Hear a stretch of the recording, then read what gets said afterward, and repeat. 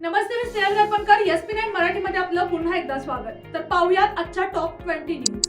शहरात स्वच्छता मोहीम वेगवान. रमजान ईद पार्श्वभूमीवर विविध भागात विशेष स्वच्छता मोहीम राबवली जात असून नागरिकांकडून समाधान व्यक्त केले जात आहे.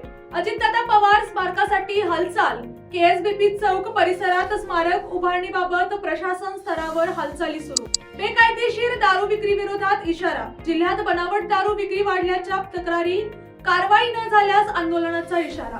दिव्यांग खेळाडूंचा सन्मान. व्हीलचेअर वाटप व गुणगौरव सोहळा उत्साहात पार पडला. शैक्षणिक परीक्षेनंतर कचऱ्याचा प्रश्न. पेपर संपल्यानंतर रस्त्यावर कॉप्यांचा ढीग. नागरिकांकडून संताप. स्वामी समर्थ प्रकट दिन उत्साहात. मंगळवार पेठेत मोठ्या भक्तिभावाने सोहळा संपन्न झाला. महापालिकेची पावसाळापूर्व तयारी. नाले सफाई, रस्ते दुरुस्तीची कामे गतीने सुरू.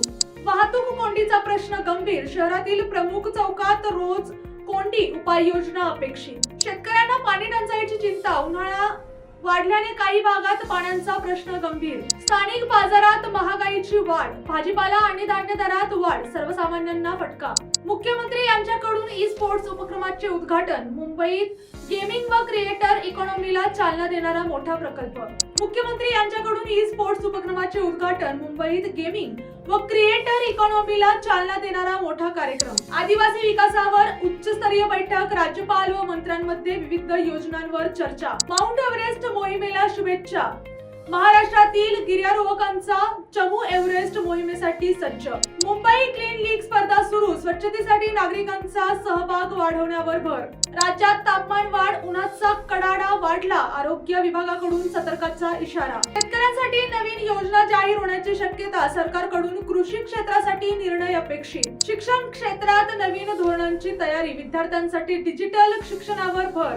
आरोग्य शिबिरांवर भर. भिवंडी सहित अनेक भागात मोफत आरोग्य शिबिरे. गुन्हेगारीवरील पोलिसांचा अंकुश. राज्यात विविध ठिकाणी मोठ्या कारवाया.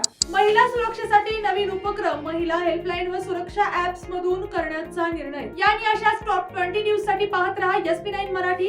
Your time your news. धन्यवाद.